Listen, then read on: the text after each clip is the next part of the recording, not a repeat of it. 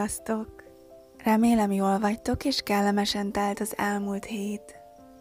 A mai videó egy visszatekintés lesz a karácsony előtti időszakra. Konkrétabban a téli napforduló napján történtekről fogok mesélni most nektek.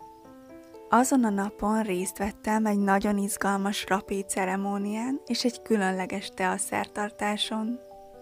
Az ezekkel kapcsolatos élményeimet és tapasztalataimat fogom most elmesélni nektek ebben a videóban.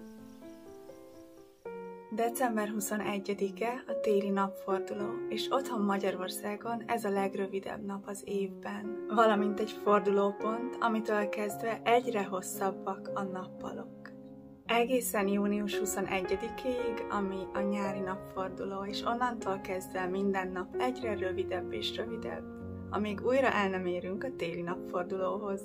Itt viszont egész évben minden nap ugyanolyan hosszú, ugyanakkor kell fel és megy le, de ettől függetlenül ünneplik a napfordulókat minden évszakban.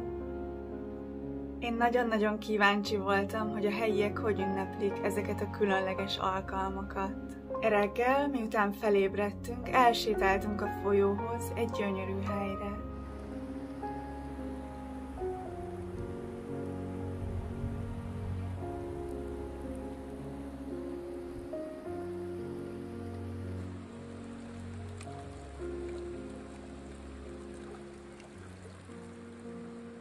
Csodálatos volt reggel a folyó partján sétálni, miközben csiripeltek a madarak, és végig kísért minket a folyó gyönyörű zúgás. Miután megérkeztünk a kiválasztott helyre, végeztünk egy rapé szertartást, ami egy nagyon különleges élmény volt. A rapé egy gyógyításra használt keverék, amit rituálékon is alkalmaznak, és különlegesen finomra őrölt dohányból van, amit kevernek valamilyen gyógyító gyógynövénynek a szárával, levelével, virágával vagy termésével, vagyis pontosabban ezek valamelyikéből készült hamuval és fahamuval. És ez a keverék maga a rapé.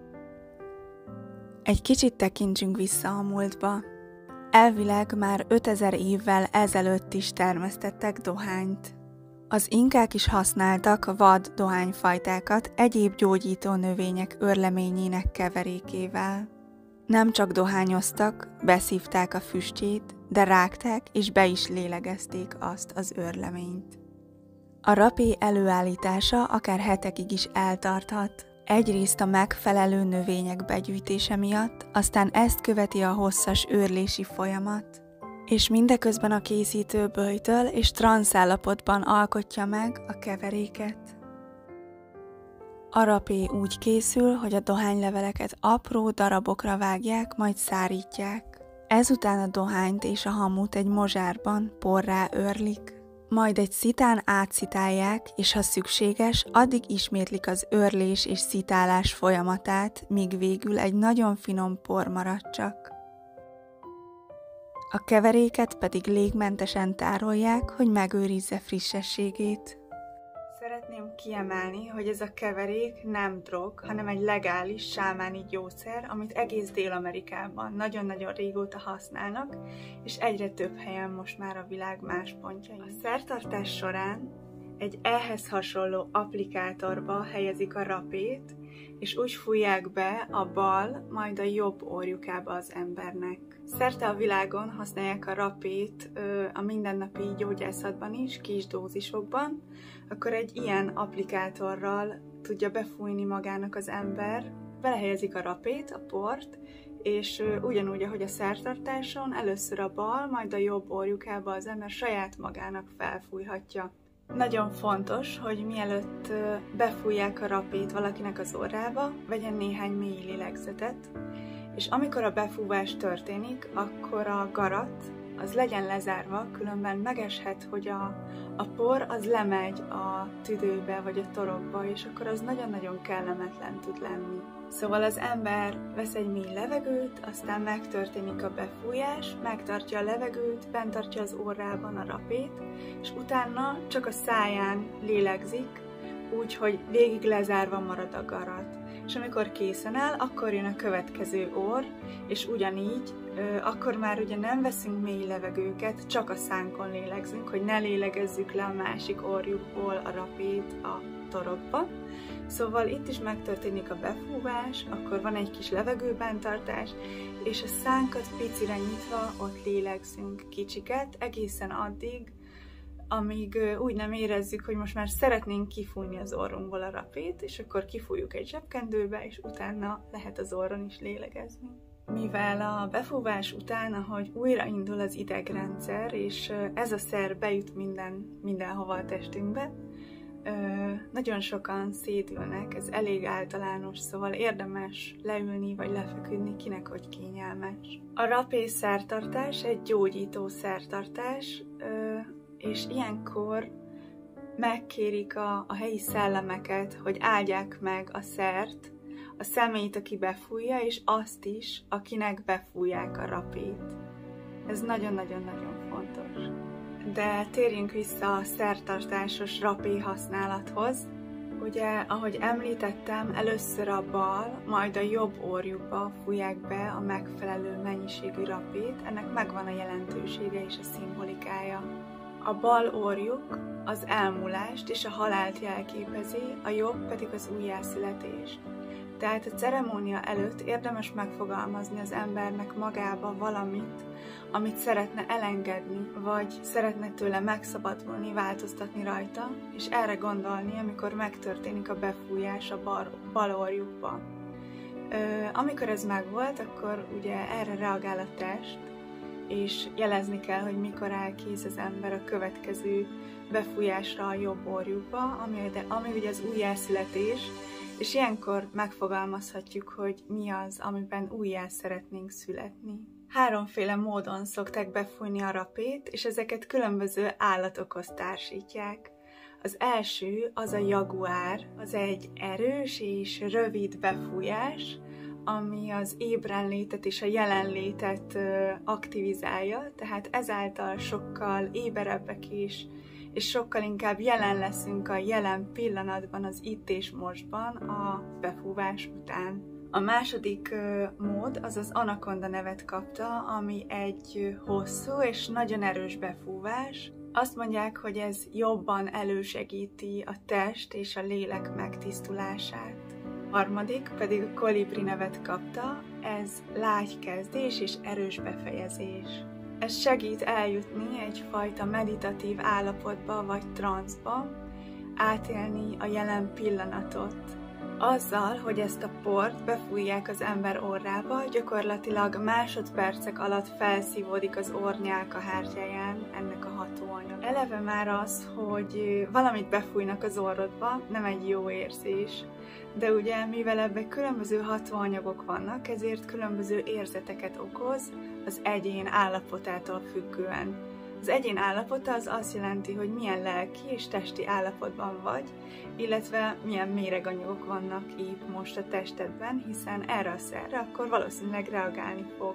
Ez az egész lehet egy valamilyen mértékű szúró érzés, és olyan, mint hogyha az ember agyába belespriccelnének valami forró dolgot, és ez szétterjed az agy különböző területein, majd lemegy egészen hátra a nyakba, a vállakba, és így szétoszlik, ugyan már nem olyan erőteljesen, de az egész testben.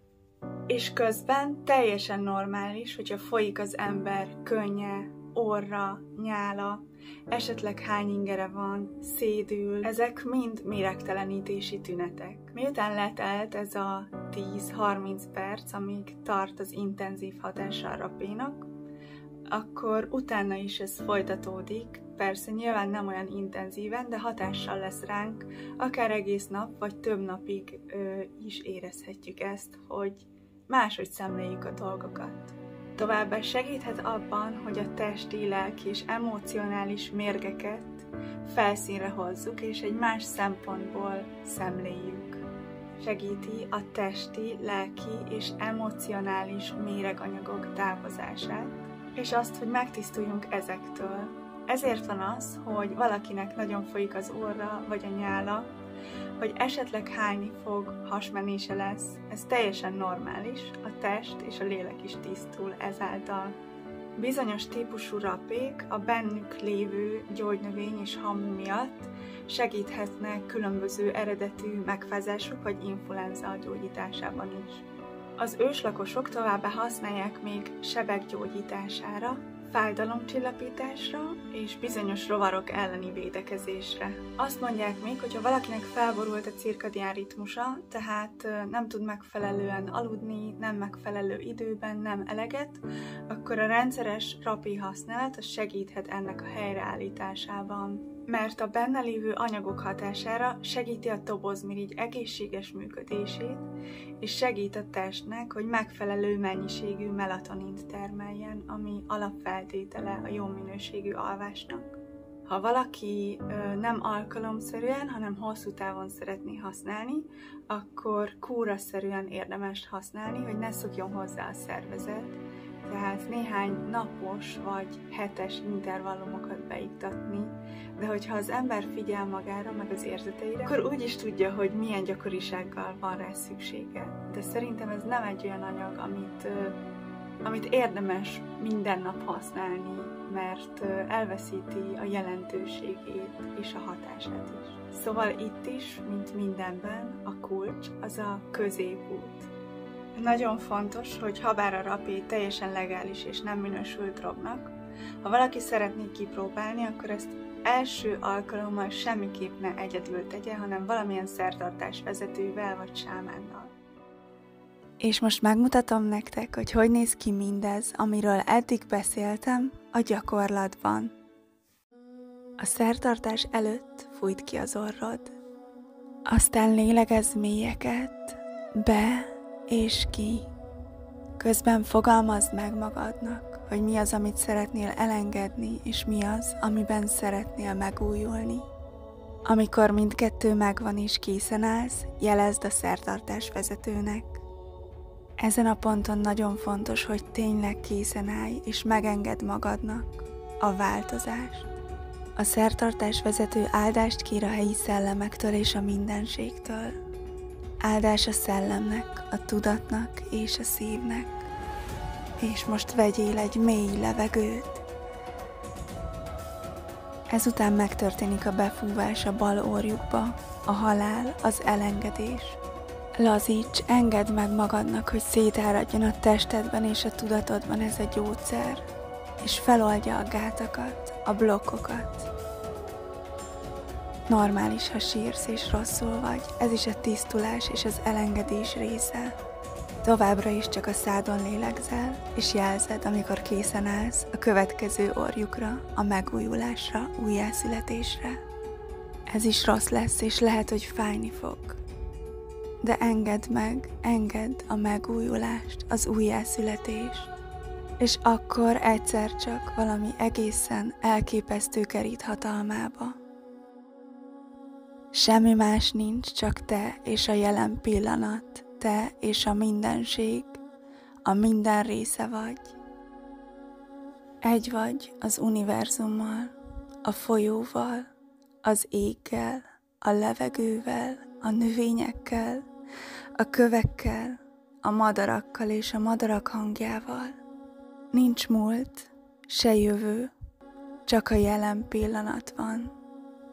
Azok a problémák, amik nehezítik az életünket, most nincsenek.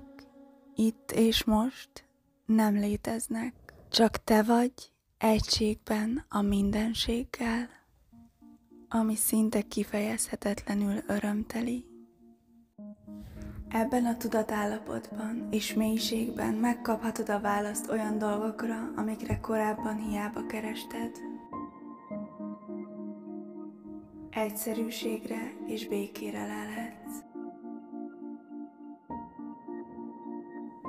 Majd végül minden más megvilágításba kerül, másként szemléled magad és a dolgokat, az egész világra másként tekintesz. Majd szép lassan visszatérsz a valóságba, de már másként szemléled azt és magadat is.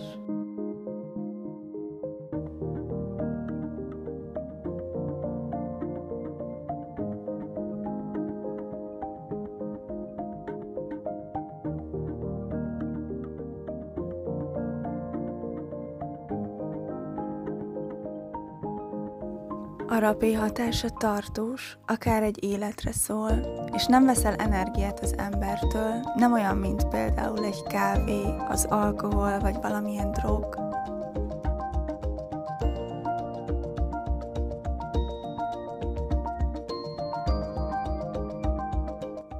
Azonban elengedhetetlenül fontos és meghatározó a környezet, a hangulat, hogy el tudod-e engedni magad, ki az, aki befújja a rapét, és egy nagyon-nagyon kritikus pont a mennyiség. A rapé típusától függően kb. Fél vagy egy borsónyi. Egy embernek összesen a 2 orrjukába.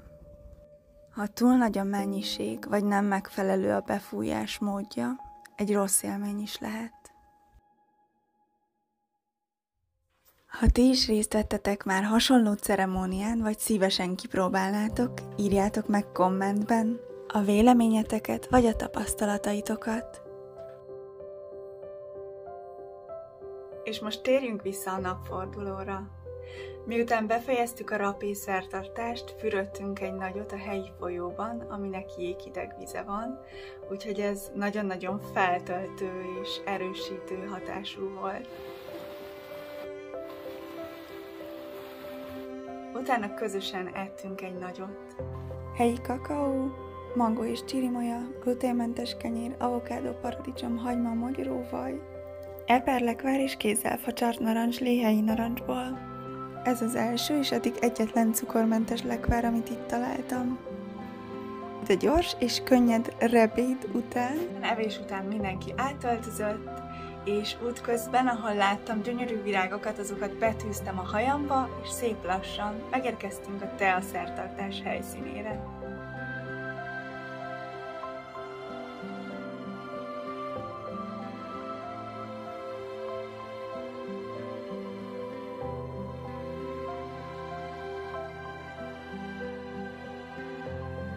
Egy helyi lakos, Krisztina által szervezett tea szertartáson vehettünk részt, aminek az a háttértörténete, hogy neki nagyon misztikus kapcsolata van a teával. Amikor még Quitoban éltek, akkor egy tajvani hölgy nyitott ott egy teaboltot, és ő tanította meg neki, hogy hogyan végezhette a szertartást, és rengeteg más dolgot tanított neki még a teákról. Majd visszaköltözött Tajvánra, és az összes teáját azt ráhagyományozta ajándékban. Szóval ő azóta 10 éve tart rendszeresen tea szertartásokat. 10-en vettünk részt a szertartáson, és 5 különböző teát kóstolhattunk meg. Mindegyikhez kapcsolódott egy történet, mindegyiknek megszagolhattuk az illatát, akár meg is kóstolhattuk, a kezünkbe vehettük. Azért is különleges ez az alkalom, mert Krisztina azt mondta, hogy nem volt még olyan, hogy egymás után ugyanazok az emberek összegyűltek volna a tea szertartáson. Mindig más emberek vannak más kombinációkban, tehát ez egy egyedi és megismételhetetlen alkalom.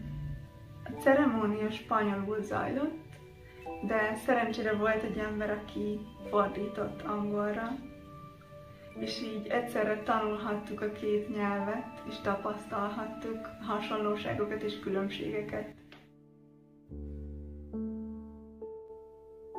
Mielőtt megkóstoltuk volna a teákat, az összes edényt és csészét leöntötték forró vízzel. Úgy szintén a tea szenteket, amik most ebben az esetben 2 kristály és egy elefánt voltak. A tea szentek az összes általunk megkóstolt teából kaptak felajánlást, ami azt jelenti, hogy meglettek locsolva teával. A szertartás struktúrája az volt, hogy a hidegtől haladtunk a meleg felé, és az enyhébb teáktól az egyre erősebbek felé. Először a japán eredetű matcha teát kóstoltuk meg. Ez egyfajta, szerintem nagyon finom zöld tea, amit a szamurájok is szertartásszerűen fogyasztottak. Én eddig még csak melegen, vagy matcha latte formájában fogyasztottam növényi tejjel, egyébként szerintem az elképesztően finom. Szóval meglepő és szokatlan volt számomra most ez a hideg verzió. A következő, amit megkóstoltunk, az az oolong kék tea volt. Az oolong teának rengetegféle típusa van, végleges formáját többszöri kontrollált zúzás, sodrás és sütés által nyeri el. Elkészítése során nagyon fontos tényező az éghajlat, a természetes környezet és a farmer hozzáértése. Ez a legnagyobb szakértelmet igénylő teatípus, és egyben szerintem a legfinomabb is. Az agyagból készült kancsó jelképezi a földet, míg az üvegből készült az igazság asszonya. Azért ezt a nevet kapta, mert mindenki, akinek ebből az edényből öntenek, ugyanannyi teát kap. Az oolong vagy wulong jelentése fekete sárkány. Íze rendkívül különleges és kellemes, egy igazi élmény. Aromás, enyhén édeskés, virágos, krémes ízű. Szerintem, aki teheti, kóstolja meg ezt a teát. A következő, amit megkóstolhattunk, az a puer tea volt, melynek eredetét 200 évvel Krisztus előttig tudják visszavezetni. Két típusa van, a fermentált sötét és a nyers zöld. Mi a sötét fajtát fogyasztottuk, aminek az íze elég karakteres, földes volt, nekem egy kicsit erős. Mondják, hogy a puer tea segít kitisztítani az artériákat, fogyasztó hatása van, segíti az emésztés, energetizál, és található benne vas, meg B12 vitamin. Mindegyik teából több kört is ittunk, és hogy fokozzuk az élvezeteket, kipróbáltuk a meleg puer teát rózsaízű csokoládéval. A szánkba vettünk egy kocka csokit, majd ittunk rá egy korty jó meleg puer teát, és hagytuk, hogy felolvadjon benne a csoki. Csak élveztük az ízét, és hogy elárasztja az egész szánkat. Mennyei volt.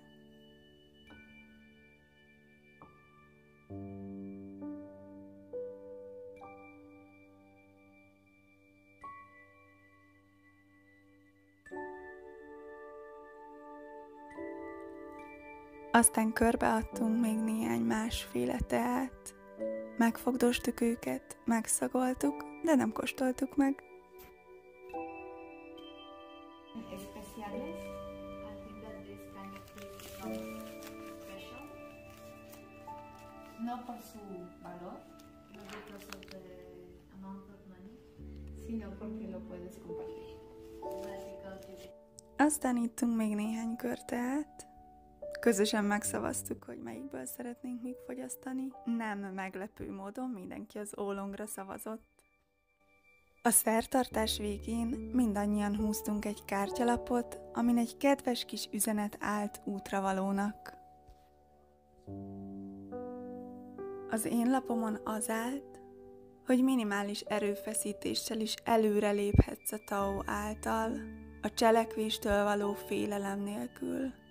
A Tao lapos és széles, de az emberek szeretik az ösvényeket. Szabadítsd fel az elméd, és minden áramlani fog. A mai is egy elképesztő nap volt, teli csodálatos megélésekkel és varázslattal. Ismét fantasztikus embereket ismerhettem meg. Kimondhatatlanul hálás és boldog vagyok, azért, hogy itt lehetek, és megtapasztalhatom azt, ami most körülvesz. Hatalmas béke és szeretet van bennem. Remélem tetszett a videó, és köszönöm, hogy ma is velem tartottatok. Örömteli napokat kívánok nektek a következő találkozásig.